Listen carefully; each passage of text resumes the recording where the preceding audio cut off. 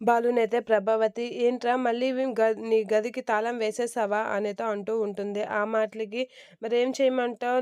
వీడొచ్చాడని చెప్పేసి నా గది తాళం తీసి ఉంచమంటావా?" నేనంటే "ఎందుకురా మళ్ళీ తలనొప్పి తెస్తావు? ఎంత చెప్పాలిరా నీకు" అనేతో అంటూ ఉంటాడు. శృతి వస్తే నేను తనకేం సమాధానం చెప్పాలి అని అంటూ ఉంటుంది ప్రభావతి. ఆ మాటలకి బాలు అయితే ఇలా అంటూ ఉంటాడు. "ఏంటి వీడి పెళ్ళాం వచ్చి మా గదిని వాడుకుంటుందా? వీళ్ళు తీసుకొచ్చినప్పుడు ఆలోచించాలి. వీళ్ళని ఎక్కడ పెట్టాలా అని. ఇప్పుడు నన్నంటావేంటి? వీళ్ళ పెళ్ళామొచ్చి నా రూమ్‌లో ఉంటే నేను మిద్ది మీదకెళ్ళాలా? నా పెళ్ళామేంచి కింద బాత్రూముని కిందన ఉండాలా?"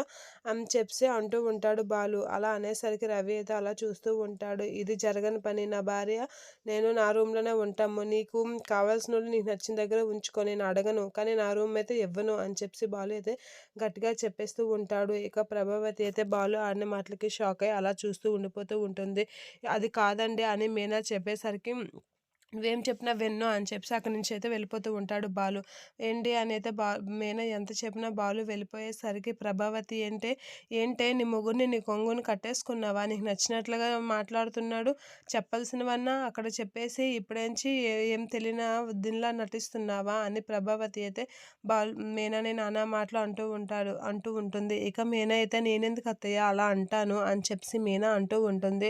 "ఏమి మొగుడు ఒకరోజు పక్కన లేకపోతే ఉండలేవా?" అని చెప్పేసి ప్రభావతి అయితే చాలా దారుణంగా మాట్లాడుతూ ఉంటుంది. ఆ మాటలకి మీనా అయితే ఏడుస్తూ ఉంటుంది, బాధపడుతూ ఉంటుంది. ఇక నా కొడుకుని కొంగును కట్టుకొని నీకు నచ్చినట్లుగా ఆడిద్దామని చూస్తున్నావా?